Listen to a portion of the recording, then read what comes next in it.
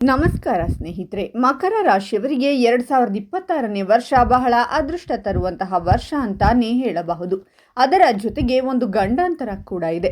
ಹೌದು, ಆ ಗಂಡಾಂತರವೇನು, ಅದಕ್ಕೆ ಪರಿಹಾರಗಳೇನು ಅನ್ನುವ ಸಂಪೂರ್ಣ ಮಾಹಿತಿಯನ್ನ ಈ ವಿಡಿಯೋದಲ್ಲಿ ಹೇಳ್ತೀನಿ ನೋಡಿ.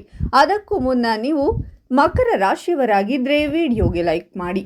ಹಾಗೆ ನೀವಿನ್ನು ನಮ್ಮ ಜ್ಯೋತಿಷ್ಯ ದರ್ಶನ ಚಾನಲ್ಗೆ ಸಬ್ಸ್ಕ್ರೈಬ್ ಆಗಿಲ್ಲ ಅಂದರೆ ಈಗಲೇ ಸಬ್ಸ್ಕ್ರೈಬ್ ಮಾಡಿ. ಹಾಗೆ ಪಕ್ಕದಲ್ಲಿ ಬರೋ ಬೆಲ್ ಐಕಾನ್ ಅನ್ನು ಕ್ಲಿಕ್ ಮಾಡಿ.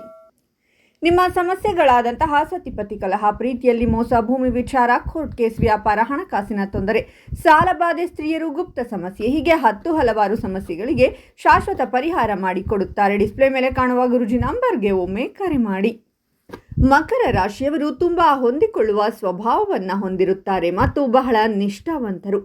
ಅವರ ಆಲೋಚನೆಗಳು ಕೂಡ ಬಹಳ ಪ್ರಬಲವಾದದ್ದು. ಸಾಮಾಜಿಕ ಮಟ್ಟದಲ್ಲಿಯೂ ಉತ್ತಮ ಚಿತ್ರಣವನ್ನು ರಚಿಸುವಲ್ಲಿ ಯಶಸ್ವಿಯಾಗುತ್ತಾರೆ. ಅವರ ಹೃದಯದಲ್ಲಿ ಯಾವಾಗಲೂ ಮನೆಯ ಜನರ ಮೇಲೆ ಪ್ರೀತಿ ಇರುತ್ತದೆ.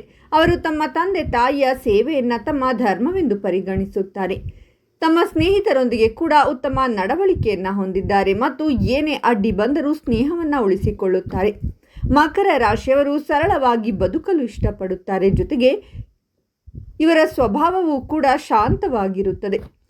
ತಮ್ಮ ಕುಟುಂಬ ಮತ್ತು ಸ್ನೇಹಿತರನ್ನ ಹೆಚ್ಚು ಪ್ರೀತಿಸುತ್ತಾರೆ ಮತ್ತು ಅವರಿಗೆ ಸಹಾಯ ಮಾಡಲು ಯಾವಾಗಲೂ ಸಿದ್ಧರಿರುತ್ತಾರೆ. ವೃತ್ತಿ ಜೀವನ.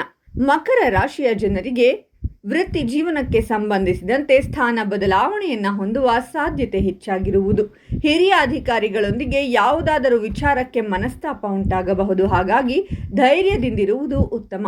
ಈ ಸಂದರ್ಭದಲ್ಲಿ ಹೊಸ ವ್ಯಾಪಾರಕ್ಕೆ ಸಂಬಂಧಿಸಿದಂತೆ ಪಾಲುದಾರಿಕೆಯಲ್ಲಿ ವ್ಯವಹಾರವನ್ನು ಮಾಡುವ ಸಂದರ್ಭದಲ್ಲಿ ಬಹಳ ಎಚ್ಚರಿಕೆಯಿಂದ ಇರುವುದು ಅಗತ್ಯ.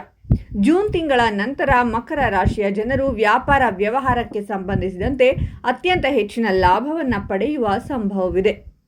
ಮಕರ ರಾಶಿಯವರು ಅತ್ಯಂತ ಹೆಚ್ಚಿನ ಕಠಿಣ ಪರಿಶ್ರಮ ಪಡುವುದರಿಂದ ಸಾಕಷ್ಟು ಗೌರವ, ಖ್ಯಾತಿಗೆ ಪಾತ್ರರಾಗುವುದರೊಂದಿಗೆ ಯಶಸ್ಸನ್ನು ಗಳಿಸುವ ಸಂಭವ ಇರುವುದು. ಆದರೆ ಈ ಅವಧಿಯಲ್ಲಿ ಯಾವುದೇ ರೀತಿಯ ಅಡ್ಡ ಮಾರ್ಗದಲ್ಲಿ ತೆರಳದಂತೆ ಎಚ್ಚರ ವಹಿಸುವುದು ಉತ್ತಮ. ವ್ಯಾಪಾರಕ್ಕೆ ಸಂಬಂಧಿಸಿದಂತೆ ಪ್ರಯಾಣಿಸುವುದರಿಂದ ಸಕಾರಾತ್ಮಕ ಫಲಿತಾಂಶ ದೊರಕುವುದು. ಮಾರ್ಚ್ ತಿಂಗಳಲ್ಲಿ ನಿಮ್ಮ ಆದಾಯದಲ್ಲಿ ಹೆಚ್ಚಳವಾಗುವ ಸಾಧ್ಯತೆಯೂ ಕೂಡ ಇರಲಿದೆ. ಆರ್ಥಿಕ ಸ್ಥಿತಿ. ಆರ್ಥಿಕ ವಿಚಾರಗಳಿಗೆ ಸಂಬಂಧಿಸಿದಂತೆ ಈ ಸಂದರ್ಭದಲ್ಲಿ ನಿಮ್ಮ ಆದಾಯ ಮತ್ತು ಖರ್ಚು ಎರಡೂ ಸಮಾನವಾಗಿರುವ ಸಂಭವವಿದೆ. ಹಾಗೆ ಮಕರ ರಾಶಿಯವರಿಗೆ ಸಂಪತ್ತು ಅಥವಾ ಭೂಮಿ ಖರೀದಿಸುವ ಬಗ್ಗೆ ಯೋಜನೆಗಳನ್ನು ರೂಪಿಸಬಹುದು. ನೀವು ಹಳೆಯ ಸಾಲಗಳಿಂದ ಮುಕ್ತಿಯನ್ನು ಪಡೆಯುವ ಸಾಧ್ಯತೆಗಳು ಹೆಚ್ಚಾಗಿರಲಿದೆ. ಅನಾವಶ್ಯಕ ಖರ್ಚುಗಳನ್ನು ದೂರವಿರಿಸಿ. ಆರ್ಥಿಕ ವಿಚಾರಕ್ಕೆ ಸಂಬಂಧಿಸಿದಂತೆ ಮೊದಲಿಗಿಂತ ಈ ಸಮಯ ಉತ್ತಮವಾಗಿರುತ್ತದೆ. ನಿಮ್ಮ ಆದಾಯವನ್ನು ಹೆಚ್ಚಿಸಲು ಉತ್ತಮ ಮಾರ್ಗಗಳು ಗೋಚರಿಸುವುದು. ವಿಶೇಷವಾಗಿ ಜೂನ್ ತಿಂಗಳಲ್ಲಿ ಲಕ್ಷ್ಮೀದೇವಿಯ ಕೃಪೆ ಮತ್ತು ಗ್ರಹಗಳ ಸಂಚಾರದಿಂದ ಹೆಚ್ಚಿನ ಧನ ಲಾಭವನ್ನು ಹೊಂದುವ ಯೋಗ ದೊರಕಬಹುದು. ಆರೋಗ್ಯ. ಮಕರ ರಾಶಿಯ ಜನರು ಶನಿಯ ಪ್ರಭಾವದಿಂದಾಗಿ ಈ ಸಂದರ್ಭದಲ್ಲಿ ಕಾಲು, ಮೂಳೆ ಇತ್ಯಾದಿಗಳಲ್ಲಿ ನೋವಿನ ಅನುಭವಗಳನ್ನು ಹೊಂದಬೇಕಾಗಿ ಬರಬಹುದು. ನಿಮ್ಮ ಆರೋಗ್ಯದ ಬಗ್ಗೆ ಈ ಅವಧಿಯಲ್ಲಿ ಹೆಚ್ಚಿನ ಕಾಳಜಿ ವಹಿಸುವುದರೊಂದಿಗೆ ಪ್ರಾಣಾಯಾಮ, ಯೋಗ ಇತ್ಯಾದಿಗಳನ್ನು ಅಭ್ಯಾಸ ಮಾಡುವುದರಿಂದ ಮಾನಸಿಕ ಒತ್ತಡಗಳನ್ನು ಕಡಿಮೆ ಮಾಡಲು ಸಹಾಯವಾಗುವುದು.